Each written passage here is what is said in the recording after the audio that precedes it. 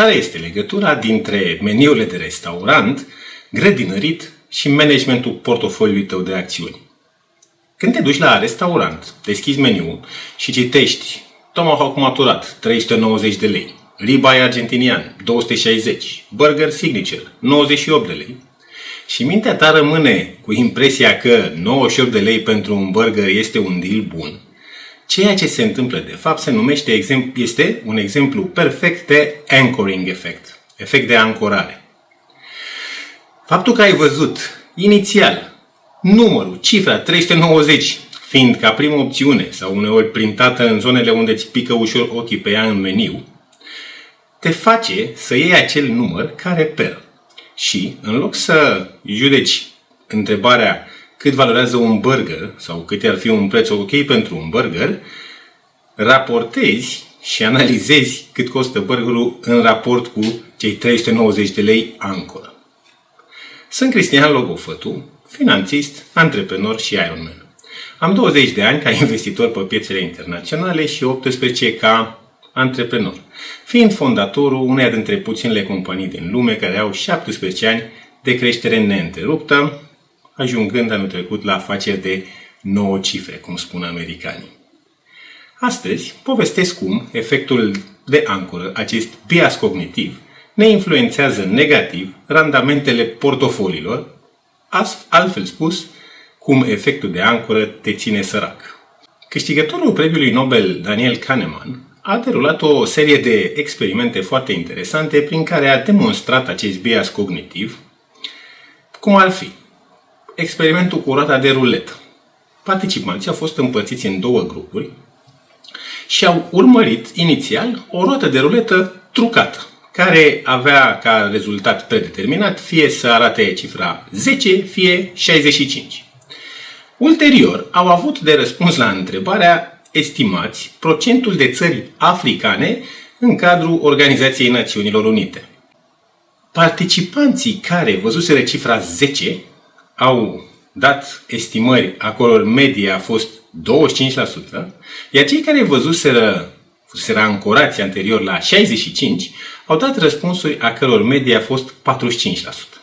Un experiment și mai distractiv, pentru cât de puternic este acest efect, acest bias, a fost cel în care au fost împărțiți participanții în două grupuri care au avut de estimat răspunsul la aceeași operație matematică, calculului 8 factorial.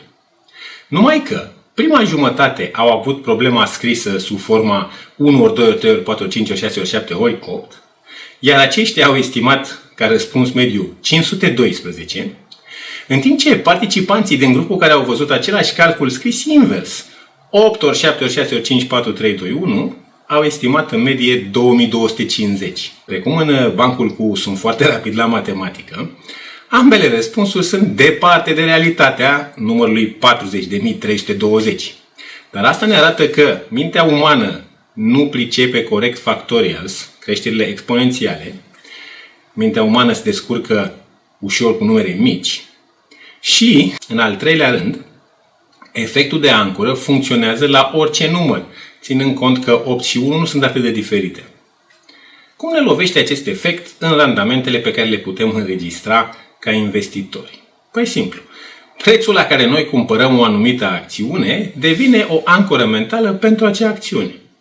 Deși Warren Buffett a spus în mod repetat, frumos, că acțiunilor nu le pasă la ce preț le-ai cumpărat, ele stau în portofoliu, iar prețul lor evoluează în continuare în sus și în jos, fără niciun sentiment și fără nicio legătură cu momentul la care ai intrat tu, majoritatea investitorilor își blochează mental acel preț ca având o anumită importanță.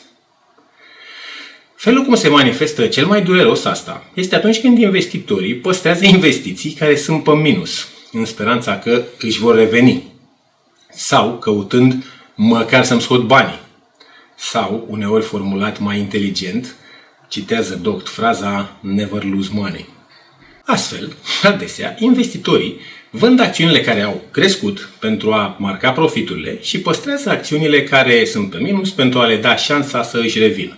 La o primă vedere, ai zice că abordarea "You cannot go broke by taking profits" e inteligentă. Dar, te face să fii grădinarul care taie florile și păstrează buruienile. Mai rău de atât, payoff-ul așteptat la investiția în equity este foarte puternic biasat către upside și e simplu de înțeles treaba asta. Oricât a scăzut o acțiune, maximul pe care îl poți pierde gândindu-i la acest curent nivel de preț este 100%. În schimb, profitul maxim pe care îl poți avea dacă acțiunea crește este infinit. Mă rog, ca să fim corect, este nelimitat, nu infinit.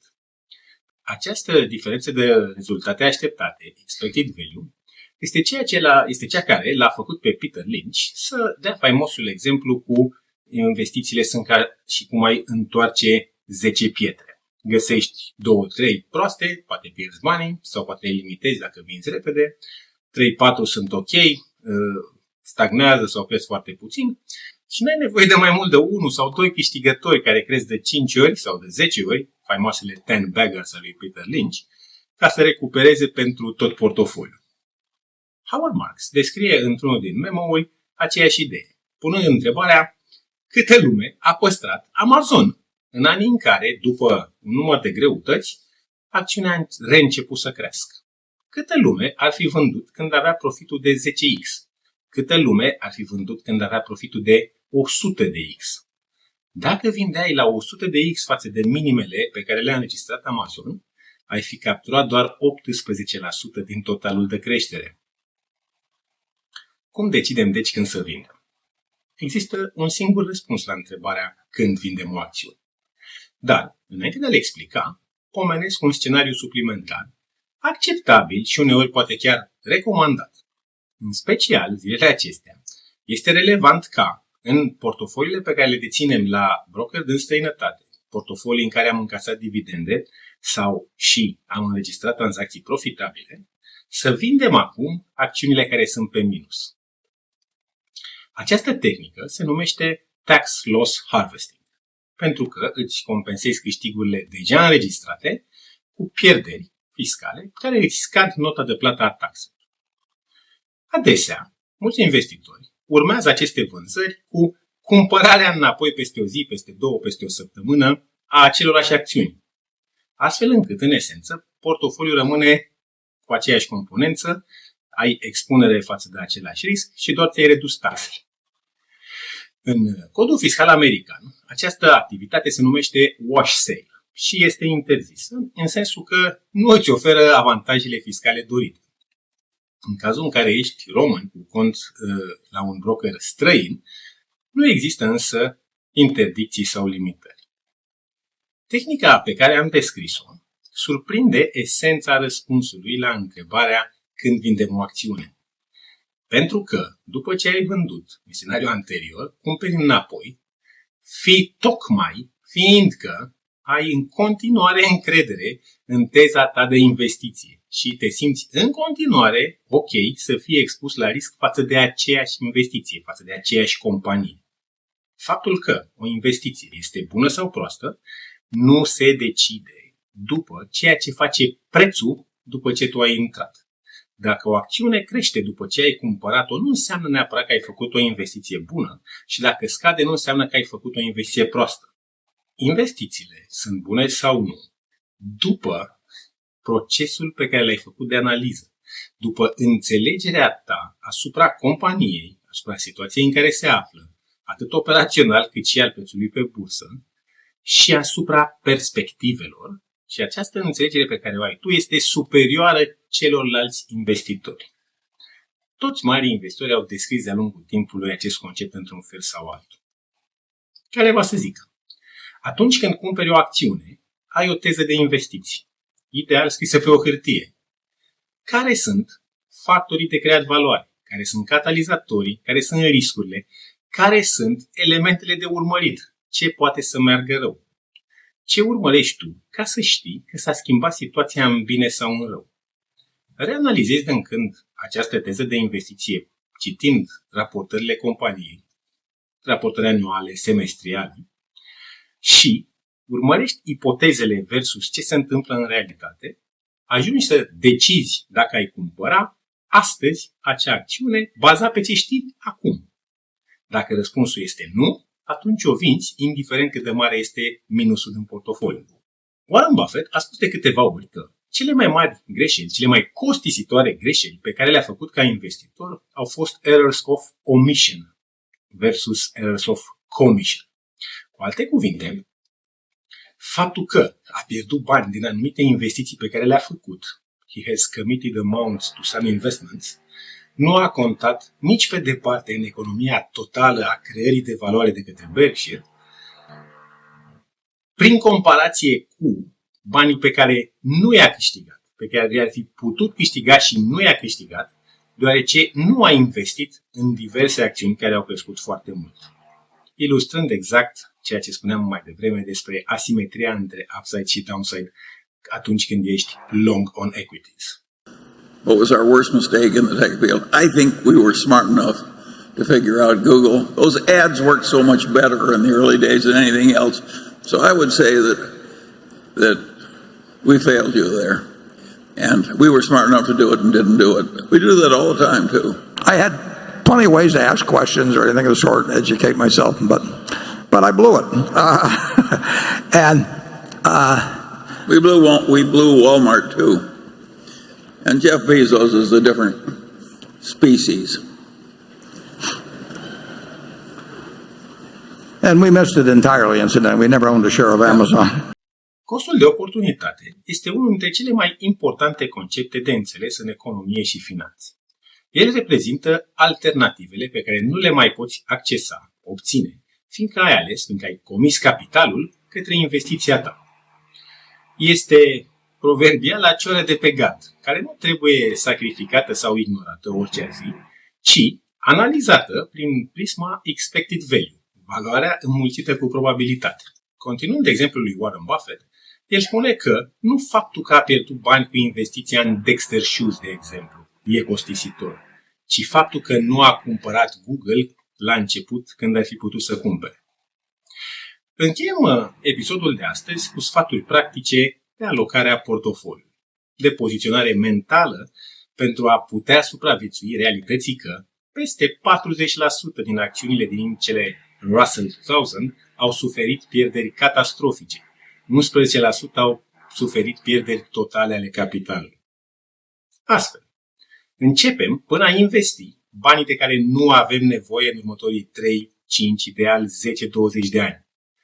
Deși vorba uzuală este banii pe care ne permitem să-i pierdem, abordarea corectă este banii de care nu avem nevoie urgent.